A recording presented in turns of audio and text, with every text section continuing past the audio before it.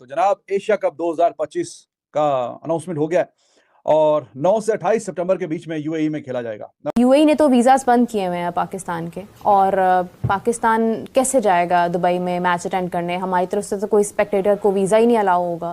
Asia cup 2025 का schedule कब जारी होगा, ये वो चीज़ है जिसका इंतजार हम भी कर रहे हैं, फैंस भी कर रहे हैं और तमाम निगाहें बीसीसीआई के दरवाजे की जानिब है, जिन्हें मुकम्मल इख्तियार है कि वो शेड्यूल का ऐलान करें। क्योंकि एशियन क्रिकेट काउंसिल का इजलास जो कि ढाका में हुआ, उसमें बीसीसीआई को ये इख्तियार दे दिए गए थे, जिसने ये कहा था कि उनके कुछ जो कमर्शियल पार्टनर्स हैं उनके साथ मामला तय करना है, जिसके बाद ही वो हतमी तौर पर शेड्यूल का ऐलान कर सकेंगे और तमाम फैसले कर सकेंगे। कोई भी Pakistani fan India versus Pakistan के मैच दुबई में खेला जाएगा, उधर किसी भी पाकिस्तानी फैंस को जाने की इजाजत नहीं दी गई, वीजा नहीं दिया गया। दुबई में भीख मांगते हैं, खुदा की कसम सच्ची बात बता रहा हूं। ये दुबई में ना वो कटोरा लेके ना, समझ लो ये कटोरा है, हर गाड़ी अड़े के आगे जाके ना कहते हैं अल्लाह के नाम पे, अल्लाह के नाम पे, मतलब कटोरा। ये भीख मांगते हैं घंटे, ये पाकिस्तानी भीख मांगते हैं दुबई में जाके। ये अपने आप को इधर बदमाश बताने वाले उधर दुबई में भीख मांग रहे होते हैं। इंडिया चाहेगा कि वहाँ जो फुल फ्लेज क्राउड हो वो ब्लू शर्ट्स ही दिखाई दे। हाय, ठीक है, नहीं वहाँ इंडियन बहुत ज्यादा रहते हैं, ये याद रखिएगा। पाकिस्तानी कम है और इंडियन वहाँ ज्यादा तादाद में अब बढ़ते जा रहे हैं, तो वो चाहेंगे कि यहाँ पर उन्हें एटमॉस्फेयर जो घर वाला मिले। ना भी हो तो वो आ सकते हैं ना, वो तो यूएस से पहुंचने वाले लोग आ इसलिए सकते हैं कि उनके लिए जो वीजा कंडीशंस है वो बहुत आसान है, उनके लिए कोई प्रॉब्लम्स नहीं है। प्रॉब्लम्स हमारे लिए हैं।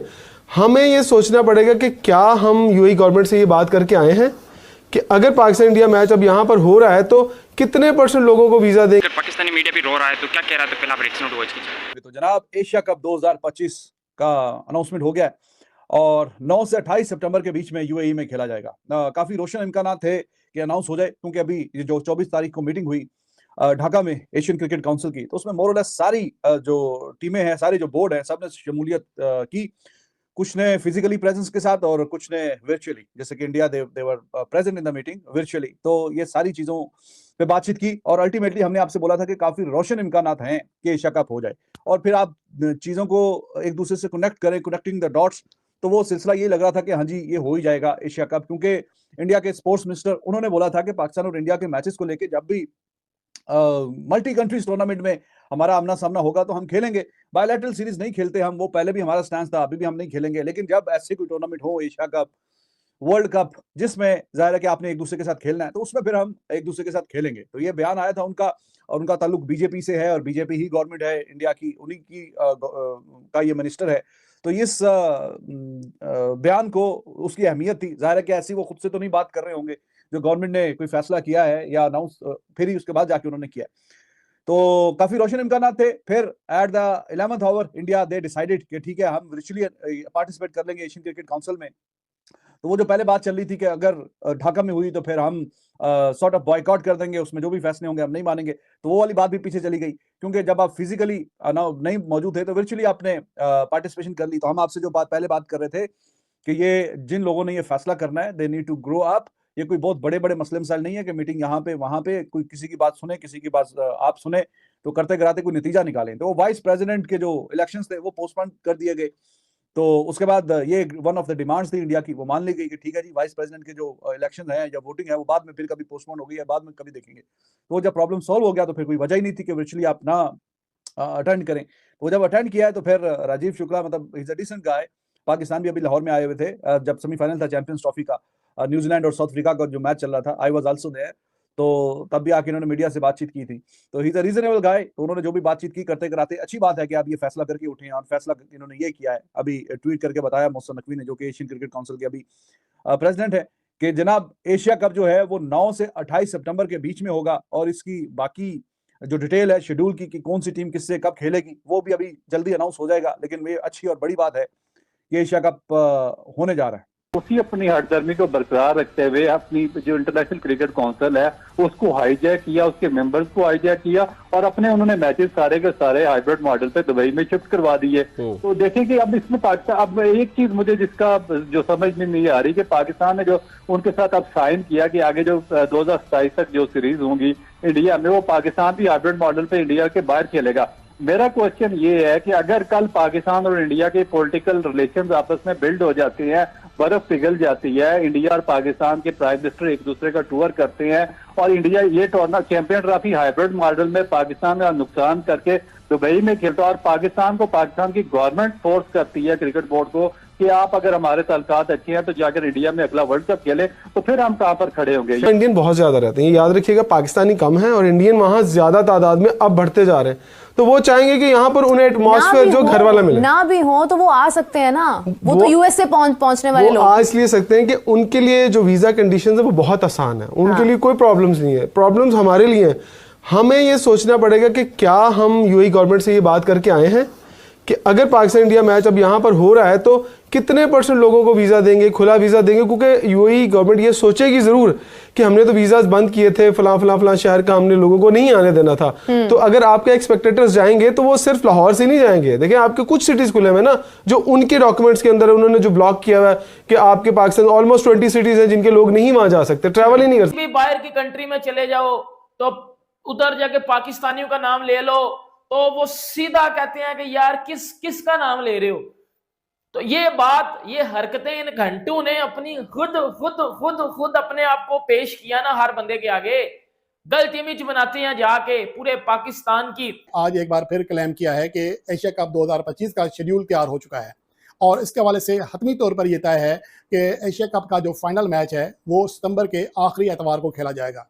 तो इसका फिर वाज़ेह मतलब ये है क्योंकि 19 मैचेस हैं तो 8 सितंबर को एशिया कप का आगाज़ हो जाएगा और ये बात भी कंफर्म है कि पाकिस्तान और इंडिया को एक ही ग्रुप में रखा जाएगा, जिसकी वजह से इस बात का भी इम्कान है कि दोनों टीमों के दरमियान 3 मैचेस भी इस इवेंट में हो सकते हैं और सुपर 4 के मैच से पहले राउंड मैचेस में मद्दे मुकाबले आएंगी। उसके बाद फाइनल मैच में अगर दोनों टीमें पहुंचती हैं तब तीसरा मैच भी दोनों टीमों के दरमियान हो सकता है।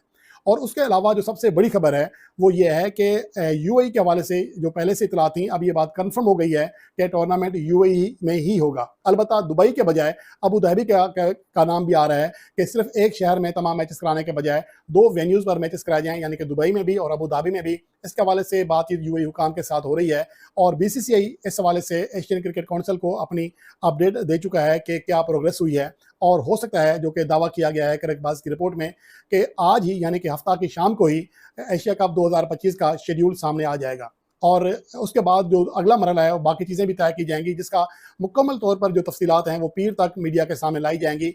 और ये भी मुमकिन है कि आज अगर किसी वजह से एशिया कप का शेड्यूल जारी ना हो सका तो मंडे को हर हाल में एशिया कप का शेड्यूल जारी हो जाएगा।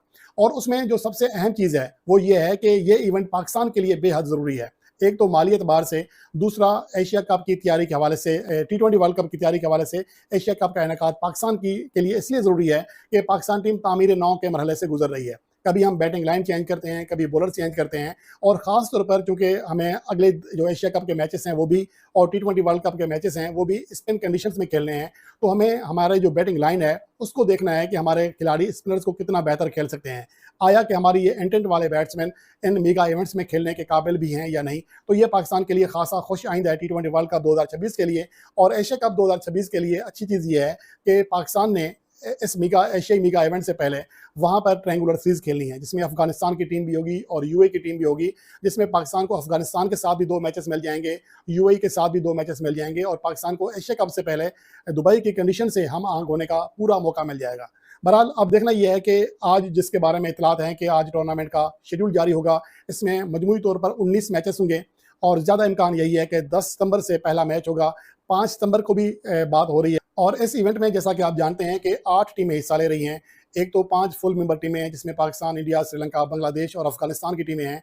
उसके अलावा हांगकांग, यूएई और ओमान की टीमें भी हिस्सा लेंगी और सुपर 4 का जो फॉर्मेट है वो इस बार भी होगा, जैसा कि गुज़िश्ता एशिया कप में आपने देखा होगा।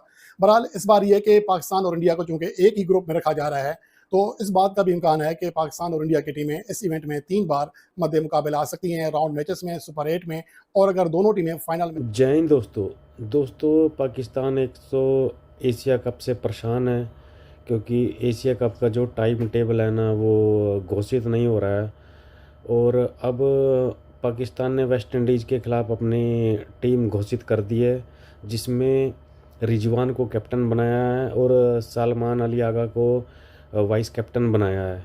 लेकिन यह है पाकिस्तानी मीडिया को बात हजम नहीं हो रही है क्योंकि पीसीबी के पास इतने पैसे नहीं है कि वो अपने खिलाड़ियों की सैलरी दे सके।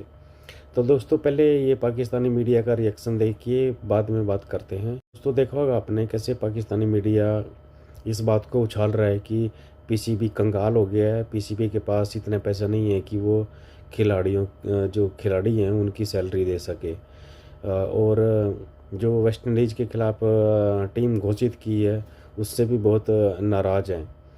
तो दोस्तों अगर आपको वीडियो अच्छी लगी तो प्लीज़ चैनल को लाइक सब्सक्राइब ज़रूर करिएगा।